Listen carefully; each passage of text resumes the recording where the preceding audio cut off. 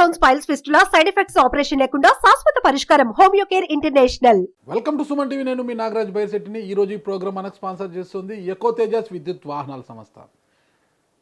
AP ఉప ముఖ్యమంత్రి కొణిదెల పవన్ కళ్యాణ్ గారికి బెదిరింపు కాల్స్. ఈ విషయంపై మనతో మాట్లాడడానికి పొలిటికల్ అనలిస్ట్ చందు శ్రీనివాస్ గారు స్టూడియోలో ఉన్నారు. ఆయనతో అడి వివరాలు తెలుసుకుంటాం. నమస్తే శ్రీనివాస్ గారు. నమస్కారం అండి. ఏంటి అసలు నిన్నటి నుంచి ఒకటే కలకలం, నిన్న రాత్రి నుంచి కూడా ఏపీ ఉప ముఖ్యమంత్రి కొణిదెల పవన్ కళ్యాణ్ గారికి ఒక అజ్ఞాత వ్యక్తి కాల్ చేసినట్లుగా వచ్చింది. తర్వాత అతను ఎవరు ఏందనేది పోలీసులు నిర్ధారించారు. అసలు ఏంటి పవన్ కళ్యాణ్ గారిని ఎందుకు టార్గెట్ చేస్తున్నారు? అతను పేషీకి ఫోన్ కాల్ చేసి పవన్ కళ్యాణ్ని చంపేస్తామంటూ బెదిరింపు కాల్ అది. ఎందుకు పవన్ కళ్యాణ్ గారిని ఎందుకు టార్గెట్ చేశారు? ఎవరైనా బిహైండ్ ఎవరైనా ఉన్నారనుకోవచ్చా? తప్పకుండా ఉంటారు. ఎందుకంటే అది ఇప్పటి నుంచి కాదు. ఆయన రాజకీయాల్లో రాకుండా సినిమాల్లో ఉంటే ఆయనకి ఎవరు శత్రువులు కాదు. రాజకీయాల్లో ఎప్పుడైతే వచ్చారో ఆయా వర్గాల వారు కావచ్చు, వాళ్ళ యొక్క పదవి కావచ్చు, వాళ్ళ సీటు కావచ్చు పోద్దనే భయం, ఆందోళన ఈ అన్నిటికీ కారణం. రాజకీయాల కోసం ఏదైనా చేసే పరిస్థితి మనం ఇప్పుడు చూస్తున్నాం. చివరికి ఇంట్లో ఒకళ్ళుగా తోబుట్టువులు కూడా ఏ విధంగా ఉన్నారో మనం చూసాం. జగనన్న వదిలిన బాణం జగన్కి పక్కలో బల్లెంలాగా షర్మిలాగా అయ్యారు. ఆయన కోసం పాదయాత్ర చేసింది 100 కిలోమీటర్లు. చేసిన ఆమె కనీసం ఏ ప్రాధాన్యత లేదు. తన తల్లిగారికి కూడా ప్రాధాన్యత లేదు. తన గౌరవాధ్యక్షుల పదవి కూడా పిలిచి తీసుకున్నారు. సరే, తర్వాత పరిణామాలన్నీ ఆమె కాంగ్రెస్ అధ్యక్షులు కావటం, ఈయన వైసీపీకి అధినేత కావటం, వాళ్ళ మధ్య ఆస్తి తగాదాలు బజారుకి ఎక్కిన పరిస్థితులు మనం చూసాం. అంటే రాజకీయాలు, పాలిటిక్స్ ఏదైనా చేస్తుంది. పాలిటిక్స్ తెలిసినోడే సక్సెస్ అయ్యేది. కాబట్టి రాజకీయాలు ఏ విధంగా చేస్తుంది అనే దానికి మీరన్నట్టుగా ఆయన వచ్చిన తర్వాత మొదటి నుంచి కూడా ఆయన్ని అనేక రకంగా వ్యక్తిగత విమర్శలు చేశారు. మీకు తెలియని కాదు, ప్యాకేజ్ స్టార్, మ్యారేజ్ స్టారు, అనేక రకాలుగా డిఫేమ్ చేయడానికి ఒక ఎత్తు అయితే, రెండు టీడీపీకి జనసేనకి గ్యాప్ తేయడానికి ప్రయత్నం చేశారు. ఆ ప్రయత్నాలన్నీ వీళ్ళ వల్ల కాల. చివరికి కలిసి కూటమి ముందుకెళ్లే తల్లికి ప్రభుత్వ వ్యతిరేకతని క్యాష్ చేసుకోవాలంటే మనం కలిసి సంఘటితంగా వెళ్ళాలని ప్రపోజల్ పవన్ కళ్యాణ్ గారిది. కాబట్టి ఆయన అప్పుడు మళ్ళా శత్రువు అయిపోయాడు అటు అధికార పార్టీకి. ఆ తర్వాత ఎప్పుడైతే బీజేపీతో కలిశాడో నక్సల్స్ ఒక లెటర్ రాశారనేది ఒకటి వచ్చింది. నక్సల్స్ మీరు ఎట్లా లెఫ్ట్ పార్టీలతో ఒకప్పుడు ఉన్న మీరు ఏ విధంగా మళ్ళీ ఇప్పుడు బీజేపీ మతతత్వ పార్టీతో కలుస్తారని చెప్పి అటువంటి వాళ్ళే ఆ తర్వాత క్రమంలో తెలుసుకొని ఆ నక్సల్సే మళ్ళా మీరు నడుస్తున్న ఇది కరెక్ట్, భూస్వామ్య పెత్తందారులకు వ్యతిరేకంగా మీరు పోరాడే తీరు ప్రశంసనీయమని చెప్పి వాళ్ళు మరలా రాశారంటే, అంటే విమర్శించిన వాళ్ళు బెదిరించిన వాళ్ళే ప్రశంసించే పరిస్థితికి పవన్ కళ్యాణ్ గారు వచ్చారు. అదొక ఎత్తు అయితే, రెండు ఒక వైసీపీ నుంచి బహిరంగానే విమర్శలు. ఈ బోరగడ్డ అనిల్ అనే వ్యక్తి, నాగరాజు గారు మీకు తెలియదు కాదు, ఎంత వ్యక్తిగతం చేశాం. జగన్ ఆదేశిస్తే అరగంటలో లేపేస్తాడంట. ఎవరిని? పవన్ కళ్యాణ్ని, చంద్రబాబుని, లోకేష్ని, మొత్తం వాళ్ళ కుమార్తెలను కూడా దూషించాడు. కుమార్తెల్ని మరీ దారుణంగా, ఇంట్లో భార్యల్ని. అతను మాట్లాడే మాట సభ్య సమాజం తలదించుకునే విధంగా ఉంది. ఏమైంది చివరికి? వాళ్ళు ఇప్పుడు ఎక్కడున్నారు? జైల్లో ఉన్నారు. అంటే నోరుంది కదా, ఇష్టం వచ్చినట్టు మాట్లాడకూడదు. ఆ విధంగా బహిరంగ ఇండైరెక్ట్గా సోషల్ మీడియాలో ట్రోల్ చేసి వ్యక్తిగతాన్నం చేసి అంతని మానసికంగా ఎంత ఇబ్బంది పెట్టుంటారు. అయినా ఎక్కడ చెదర్లా బెదర్లా ఈరోజు జాతీయ రాజకీయాల్లో పవన్ కళ్యాణ్ తర్వాతే ఎవరైనా అన్నట్టు పేరు తెచ్చుకున్నాడు. అదొక ఎత్తు. మీరన్నట్టు తర్వాత వారాహి యాత్రలో అధికారం కోల్పోతుందంటే ఎవరు తట్టుకోలేరు. అధికార పార్టీకి సంబంధించిన వాళ్ళు కొంతమంది కావచ్చు, సంఘ విద్రోహ శక్తులు కొంతమంది కావచ్చు, వారాహి యాత్రలు బ్లేడ్లు పెట్టుకొని కత్తులతో తిరిగారు ఆయన గాయపరచడానికి. అది ఈయనకి మొదటి నుంచి సెక్యూరిటీ పాయింట్ ఆఫ్ వ్యూలో ఒక 3 లేయర్స్ ఉంటాయి. ఈయన మార్షల్ ఆర్ట్స్ నేర్చుకున్నాడు కాబట్టి ఇతను సొంతంగా 70 మందిని పోషిస్తాడు. వాళ్ళకి జీతాలు కావచ్చు, వాళ్ళ అకామిడేషన్ కావచ్చు, వాళ్ళ ఫుడ్ కావచ్చు, అంతా సొంతగా. ఎందుకంటే ఒక నటుడికి ఉంటుంది కదా, ఆయన కాపాడుకోవాల్సిన బాధ్యత. ప్రైవేట్ సెక్యూరిటీ ఉంది. దీంతోపాటు వరాహయాత్ర ముందు ఎవరైతే రాజపుటానా రైఫిల్స్ పంజాబ్ నుంచి రిటైర్ అయిన ఆర్మీ వాళ్ళు కూడా తెచ్చుకున్నాడు, సిక్కులను కూడా తెచ్చుకుని ఆయన రక్షణలో ఆయన ఉన్న అవి వాళ్ళు ఆపగలిగారు. ఆ తర్వాత ఇప్పుడు అధికారంలో వచ్చారు. అధికారంలో రావడానికి గత అధికార పార్టీ వైసీపీ అధికారం కోల్పోవటానికి కారణం ఎవరయ్యారు? ఒక వ్యక్తి అయ్యాడు. ఈ వ్యక్తి కలవకపోతే వీళ్ళు కలవదు, వీళ్ళు కలవకపోతే సెంటర్లో కూడా అధికారం ఇది కాదు. ఇవన్నీ లింకప్ అయిపోయింది. కాబట్టి పవన్ కళ్యాణ్ అనే వ్యక్తి సెంటర్ పాయింట్ అయ్యాడు. ఒకటి ఏది గత పార్టీ అధికార పార్టీ చేసిన వాళ్ళకి 11 సీట్లకి పరిమితం చేశాడు. చేశాడు సార్ నాగరాజు గారు, మీకు తెలుసో లేదు. తాడేపల్లిగూడెం సభలో మీరు విన్నారు కదా, ఏమన్నారు? జగన్ నిన్ను అధపాతాలను తొక్కపోతే నా పేరు పవన్ కళ్యాణ్ కాదు, నా పార్టీ జనసేన కాదు అన్నాడు. చేశాడు.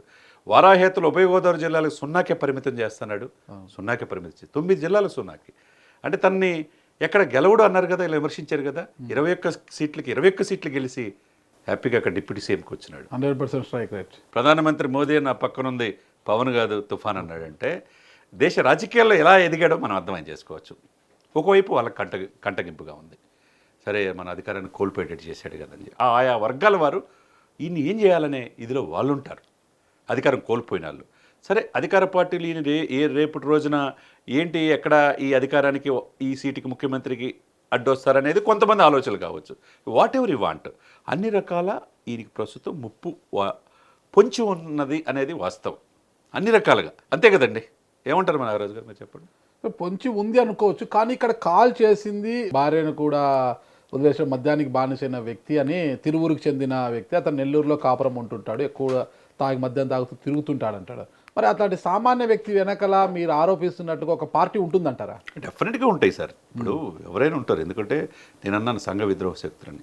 సరే ఈ లబ్బిపేటకు చెందిన నరసింహారావు అనే వ్యక్తి మీరు చెప్తున్నారు, అంటే తాగితే తల్లి ఎవరో కూతురు ఎవరో తెలియదా? మందు మనం తాగుతాం నాగరాజు గారు, అది మనల్ని తాగినప్పుడే ప్రాబ్లం. అవునంటారు కాదంటారు? మీరు నేను తాగరనుకోండి, అది వేరే విషయం. ఇక్కడ ఏంటంటే మద్యం తాగితే నీకు తల్లి ఎవరో కూతురు ఎవరు తెలియదా నీకు? అంటే ఎవరితో ఫోన్ చేశావు నువ్వు? పార్టీ ఆఫీస్కి, జనసేన ఆఫీస్కి ఫోన్ చేసి ఒక డిప్యూటీ సీఎంకి, కోట్లాది మంది అభిమానులు ఉన్న వ్యక్తికి ఫోన్ చేసి అసభ్యంగా మెసేజ్లు పెట్టి నేను చంపేస్తానంటే నువ్వు మనిషివా పశువా? మరి గతంలో అదే నంబర్ నుంచి కూడా హోంమంత్రి అంగల్పూడి అనిత గారు కూడా ఫోన్ కాల్ బెదిరింపు 2 సార్లు ఫోన్ కాల్ వచ్చింది. ఈరోజు ఆమె ద్వారకా తిరుమలరావు గారికి కూడా ఆదేశించడం జరిగింది. ఎవరి ప్రాపకం కోసం వాడు చేశాడు గతంలో హోమ్ మినిస్టర్ విషయంలో, అనిత గారి విషయంలో. ఇప్పుడు జనసేన పార్టీ ఆఫీస్కి పవన్ కళ్యాణ్ గారు బెదిరించారో నిగ్గు తేలాల్సిన అవసరం ఉంది, దీన్ని విచారించాలా. అందుకనే అనిత గారు ఇమ్మీడియట్గా డీజీపీకి ఆదేశాలు ఇవ్వటం, వెనక వాడిని ఎంక్వైరీ చేయటం, ఆ ఫోన్ స్విచ్ ఆఫ్ చేసుకుంటే లబ్బిపేటలో విజయవాడలో పట్టుకోవటం అన్నీ జరిగిపోయింది చక్కచక్క. కానీ దీన్ని వెనక బలమైన కుట్ర ఉంటుంది. ఇతనంత అహంభావంతో, అంటే అధికారం కోల్పోయి ఇప్పుడు అధికారంలో వచ్చి పోలీస్ యంత్రాంగం అంతా వీళ్ళ చేతిలో ఉంటే ఆ భయం లేకుండా, అంటే తాగితే ఏదైనా చేస్తారా? ఎవరిని బెదిరిస్తున్నారు? పవన్ కళ్యాణ్ జోలికి వస్తే ఈ రాష్ట్రం ఏమైపోద్దో తెలుసా మీకు? ఇప్పుడు రాష్ట్ర ఫిగర్ కాదు ఆయన, జాతీయ సంపద ఆయన. జాతీయ స్థాయిలో సనాతన సంప్రదాయాన్ని ఎప్పుడైతే లేవనెత్తుకున్నాడో నార్త్ సౌత్ లేదు, దేశవ్యాప్తంగా ఒక గొప్ప నాయకుడు. మహారాష్ట్రలో కూడా ఎన్డీఏ కూటమి విజయంలో కీలక పాత్ర పోషించారు. కాబట్టి అక్కడికి వెళ్ళిన తర్వాత అక్కడ మహారాష్ట్రలో మాఫియా వాళ్ళకు కొద్దిగా కంటగింపు అయిపోయాడు. ఒకవైపు హిందూ సనాతన సాంప్రదాయం ఎత్తుకునేదానికి కొంతమంది ఉగ్రవాదులకు కూడా ఇతను మోదీకి అంత అండదండగా ఉంటున్నారని చెప్పి అటువైపు నుంచి కూడా ఉంది. ఇవన్నీ పారామీటర్స్ మధ్య 2 months క్రితమే ఇంటెలిజెన్స్ వర్గాలు, ఇంటెలిజెన్స్ బ్యూరో చాలా జాగ్రత్తగా ఉండండి పవన్ గారిని ఆదేశించిన మాట వాస్తవం. ఆ తర్వాత ఈ రోజున ఈ 4-5 మాసాల్లో ఇదొక హిందూ సనాతన సంప్రదాయం 100 కోట్ల మంది ప్రతినిధిగా ఎమర్జ్ అయిన విధానం ఒకటైతే, ఇంకొకటి అతి ముఖ్యమైనది పోర్ట్లు, కోట్లాది రూపాయల సంపద, అక్రమార్కులు దశాబ్దాల తరబడి యథేచ్ఛగా ఇతర దేశాలకి అక్రమంగా బియ్యం కావచ్చు ఇంకేదైనా సరఫరా 48,000 కోట్లు చేస్తున్నారంటే వాళ్ళు అన్ని పార్టీల్ని అన్ని నాయకులను వశపరుచుకున్నారు. అటువంటిదే ఈయన ప్రశ్నిస్తున్నాడంటే మరి పోర్ట్ ఒకటి కదిలించాడు అనుకుంటున్నాం, సీజ్ ద షిప్ నుంచి ఇప్పుడు సీజ్ ద పోర్ట్ దాకా వెళ్ళింది. అసలు పోర్ట్లో ఎవరు 1999 లేనిది కేవీ రావు నుంచి ఎవరు బదలాయించి చేసుకున్నారు? అరవిందో రియాలిటీ ఏంటి? దాని వెనక పావులని బయటపడినాయి. ఇది ఇంతటితో ఆగిద్దా? సిట్ వేశారు. దీని వెనక దశాబ్దాలుగా ఏం జరుగుతుంది అనేది ఇతను ఒకటి కదలతల వ్యవస్థల్ని, అంటే కొన్ని దశాబ్దాలుగా పాతుకుపోయిన వ్యవస్థల్ని కలిపాడు. నిన్న రోజు కూడా 40,000 మెట్రిక్ టన్నుల బియ్యాన్ని కూడా సీజ్ చేసినట్లు. అంతే కదండి. ప్రజల సంపదని, ప్రభుత్వ సంపదని, ఈ దేశ సంపదని అక్రమార్కులు, ఈ యొక్క ఎవరైతే ఈ దుర్మార్గులు దోచేస్తున్నారో వాళ్ళందరినీ ఇది చేస్తాడు. కాబట్టి ఇతనికి ఇమ్మీడియట్గా Z+ కేటగిరీ, గతంలో కూడా మనం చెప్పుకున్నాం, ఏదైతే ఇప్పుడు చంద్రబాబు నాయుడు గారికి ఉందో ఆ Z+ category NSC national security guards వీళ్ళు రక్షిస్తారు. ఆ భద్రత కల్పించాల్సిన బాధ్యత కేంద్ర ప్రభుత్వానికి ఉంది. ఇక్కడున్న ముఖ్యమంత్రి చంద్రబాబు నాయుడు గారు కూడా ఆయన లెటర్ రాయాలి. నా డిప్యూటీ సీఎం గారు ఈ రోజున ఎన్డీఏలో చాలా కీలకంగా వ్యవహరిస్తున్నాడు. ఈయన మీద అనేక రకాలుగా ఒకటి పోతే ఒకటి చూడండి ఫ్రీక్వెన్సీ. దాడి జరిగితే ఏంటి పరిస్థితి? ముందు జాగ్రత్తలు తీసుకోవాలి కదా. కాబట్టి చంద్రబాబు నాయుడు గారు అఫీషియల్గా లెటర్ రాయాలి, కేంద్ర ప్రభుత్వం రాయాలి. ఎటు తిరిగి ఎన్డీఏలో వాట్ ఈస్ ద రోల్ అనేది రేపు ఢిల్లీ అంటున్నారు, బీహార్ అంటున్నారు, తమిళనాడు ఎలక్షన్లో క్యాంపెయిన్ చేయాలి. ఆయన కాపాడుకోవాలి. ఆయన కూడా కాపాడుకోకపోతే ఇంకా అటువంటి వ్యక్తి ఇంకా అసలు పుట్టడు అనమాట. అటువంటి పవన్ కళ్యాణ్ అంటే ఒక పవర్ స్టారు, మీకు తెలుసు రాష్ట్ర వ్యాప్తంగా కావచ్చు దేశవ్యాప్తంగా ఆయన ఎక్కడ వెళ్ళినా అభిమానులు ఎలా ఉంటారని తెలుసు. మన మహారాష్ట్రకి వెళ్ళినప్పుడు కూడా ఆయన ప్రసంగానికి ఈలలు కేకలు మనం చూసాం కదా. ఇంత పెద్ద అభిమాన సంఘం ఉంది. రాష్ట్ర ఉప ముఖ్యమంత్రి అన్నా కూడా ఒక బెదిరింపు కాల్ చేయడానికి ఎంత సాహసించింటారట అసలు. అంతే కదా. ఇప్పుడు అందుకనే ఇప్పుడు అభిమానులైనా ఊరుకుంటారంటారా? అభిమానులు అసలు ఇప్పుడు ఇదివరకు పరిస్థితులు వేరు, అప్పుడు ఉన్న టెక్నాలజీ అక్కడికత్త వేరు, సమాచారాలు వేరు. ఇప్పుడు పర్ఫెక్ట్గా సమాచార వ్యవస్థ ఉన్నది, ఆయన కాపాడడం అన్ని లేయర్లు భద్రత ఉంటుంది. ఏదేమైనా కానీ ప్రభుత్వానికి బాధ్యత ఉంది. ఆంధ్రప్రదేశ్ ప్రభుత్వం అడగాలి, Chandrababu Naidu Z plus category letter రాయాలి. ఎందుకు రాయాలో, ఎందుకు కావాలో కూడా ఈ పరిణామాలన్నీ కూడా విశదీకరించి డీజీపీతో పాటు అన్ని కూడా నివేదికలు తెప్పించుకొని కేంద్ర హోంశాఖకు అమిత్ షా గారి లెటర్ రాస్తే కనుక డెఫినెట్గా జెడ్ ప్లస్ కేటగిరీ ఆయనకి అవసరం కూడా. ప్రజలతో నిత్యం తిరిగే వ్యక్తి, 13,336 గ్రామాల గ్రామ సభలు పెట్టి వరల్డ్ రికార్డు సాధించిన వ్యక్తి, ఎప్పుడు 5 శాఖల కోసం ప్రజల్లోకి వెళ్ళాలిగా. నిన్న కడప వెళ్ళాడు, ఏం జరగడానికి జరిగితే ఏంటి పరిస్థితి, ఆయన మీద దాడి జరిగితే, కాబట్టి ఆయన భౌతికంగా లేకుండా చేయాలని అనేక రకాల ప్రయత్నాలు జరుగుతున్నమాట వాస్తవం. దాని నుంచి మనం రక్షించుకోవాల్సిన బాధ్యత అతను ఈరోజు తెలుగు రాష్ట్రాల సంపదే కాదు, అతని జాతీయ సంపద.